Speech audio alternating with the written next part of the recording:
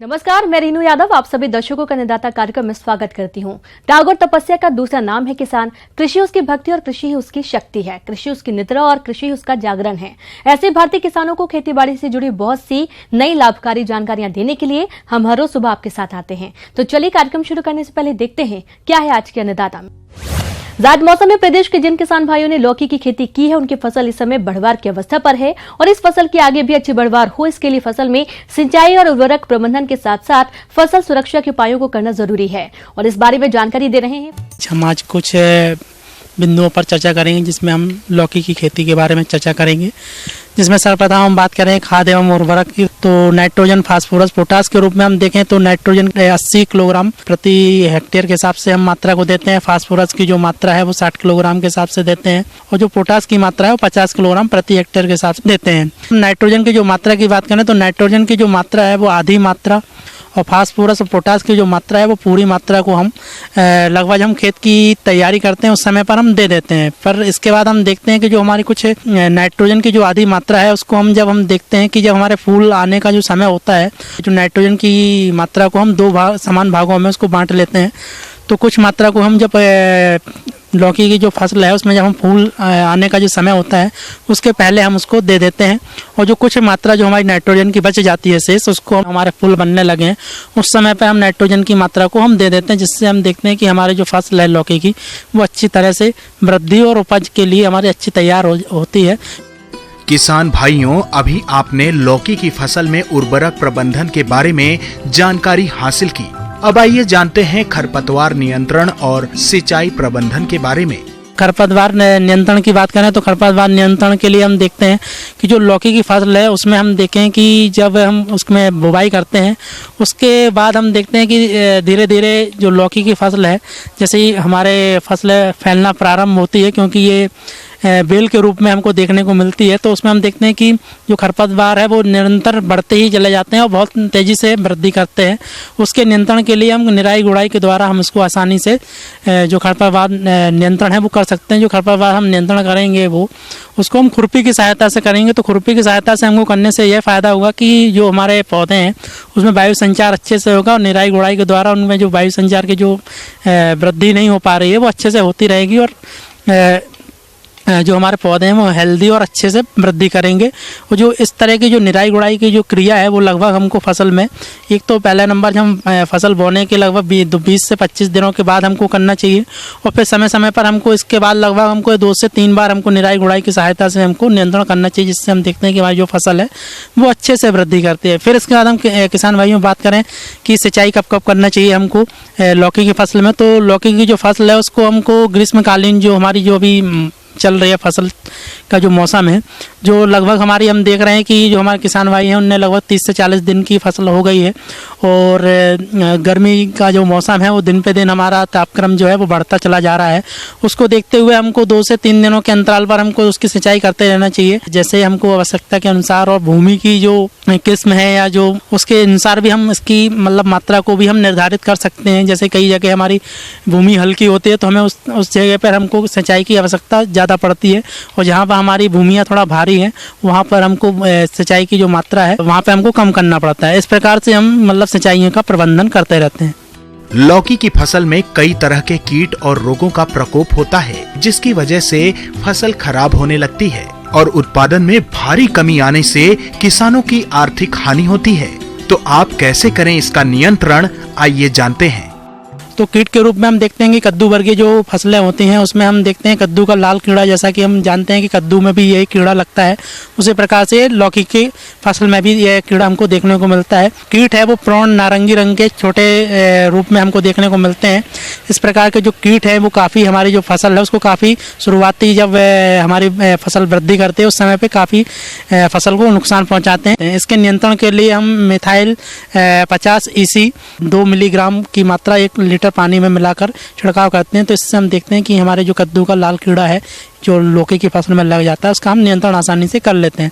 फिर इसके बाद हम और एक कीट के बारे में बात करें तो देखते हैं कि फल मक्खी भी लौकी की फसल में भी देखने को मिलता है। जो कीट होते हैं उनके पिछले भाग से वो अपने जो फल होते हैं उसमें छिद्र कर देते हैं और छिद्र करके उसमें अंडे अपने प्रवेश करवाती हैं, जिससे हम देखते हैं कि लौकी के जो हमारे फल होते हैं उसमें वो अंडे दे देती हैं। अंडे देने के बाद फलों को हम जब देखते हैं सूढ़ियों के रूप में देखने को मिलते हैं। इस कीट के कारण हमारे जो फल हमारे बिल्कुल ही बेकार हो जाते हैं और जो हमारा बाजार भाव है उसमें बिल्कुल भी हमको लाभ नहीं मिल पाता। तो इसके नियंत्रण के लिए मिथाइल 50 EC का 1 मिली मात्रा तथा 1 ग्राम सीरा का 1 लीटर पानी में मिलाकर इसका घोल बनाकर हम छिड़काव करते हैं। तो इस प्रकार की जो फल मक्खी कीट है उसका नियंत्रण किया जा सकता है। जैसा कि हम बात कर रहे थे कीट के बारे में, तो उसी प्रकार से हम बात करें अब रोग के बारे में। तो रोग के रूप में हम देखते हैं कि जो लौकी की फसल है उसमें प्रमुख रूप के रूप में हम देखते हैं कि चूड़े लास्ता जो नामक रोग है वो लौकी की फसल में मुख्य रूप से देखने को मिलता है।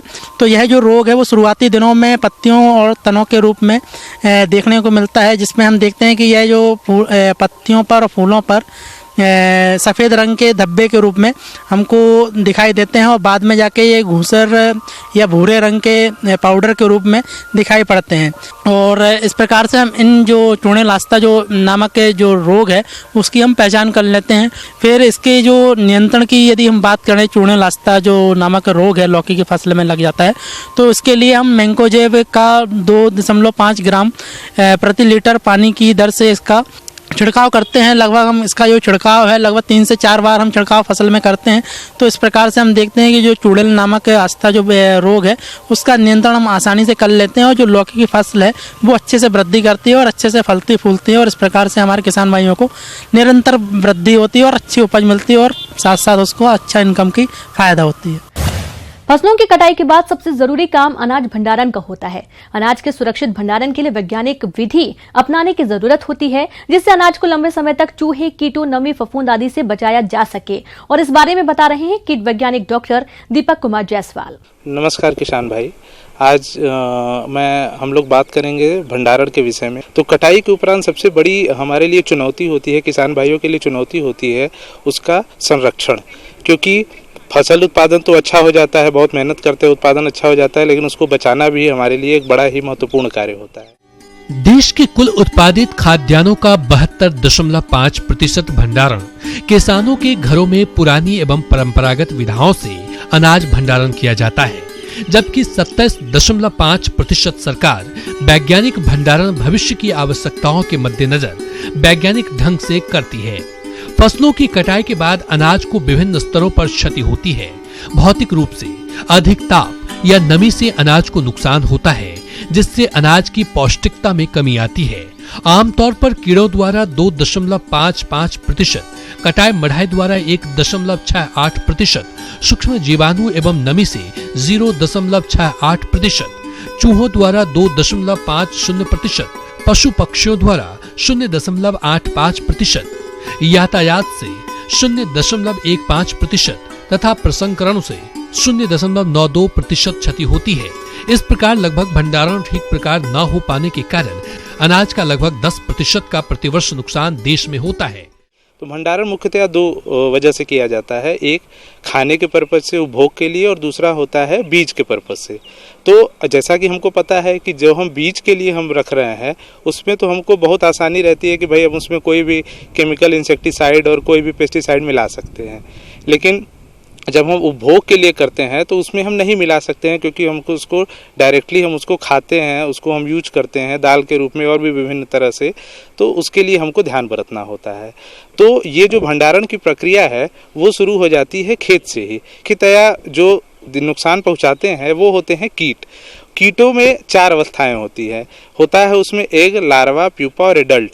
तो किसान भाई क्या होता है कि जब भी बोरा वगैरह जिसमें वो संरक्षित करते हैं उसकी सफाई अत्यंत आवश्यक है, क्योंकि उसमें जो उसका होता है प्यूपल स्टेज वो उसमें पड़ा रहता है, जिसको किसान भाई आँख से, हम भी कोई आँख से उसको नंगे आँख से नहीं देख सकते हैं। तो जब हम उसको सुखा देते हैं या उसको धूप में हम 24 घंटे 48 घंटे के लिए जब हम रख देते हैं तो उससे हमको ये फ़ायदा होता है कि उस पर जो प्यूपा होते हैं, जो उसका रेस्टिंग स्टेज होता है, उसकी मृत्यु मृत्यु हो जाती है। और जब हम उसमें भर करके ले आके जब हम उसको कहीं भी रखते हैं, संरक्षित करते हैं, तो उसकी आयु बनी रहती है। दूसरी चीज़ होती है, मुख्यतया दलहन में विभिन्न तरह के घून और भृंग कीट वगैरह लगते हैं, तो उसके लिए हमको सफाई सबसे बड़ा आवश्यक चीज़ है। दूसरा आवश्यक चीज़ है उसको सोलराइज करना, मतलब धूप में अपने दाने को सुखाना। अनाज भंडारण के पूर्व ध्यान दें, भंडारण गृह या गोदाम को साफ सुथरा कर दीवारों को चूने से पुताई करें।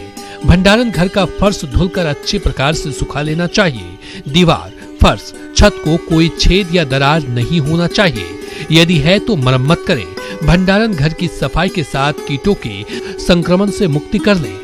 इसके लिए मेलाथियान 50 EC 1 मिलीलीटर प्रति 1 लीटर पानी में घोलकर घोल की 3 लीटर मात्रा से 100 वर्ग मीटर क्षेत्र की पुताई या छिड़काव करें। पुराने खाली बोरे, दीवारें, फर्श, पट्टियों, लकड़ी के तख्ते आदि कीटनाशक से छिड़काव द्वारा कीट संक्रमण से मुक्त करें। भंडारित अनाज में 10 से 12%, दलहन में 8 से 10% और तिलहन में 8 से 10 से नमी होनी चाहिए।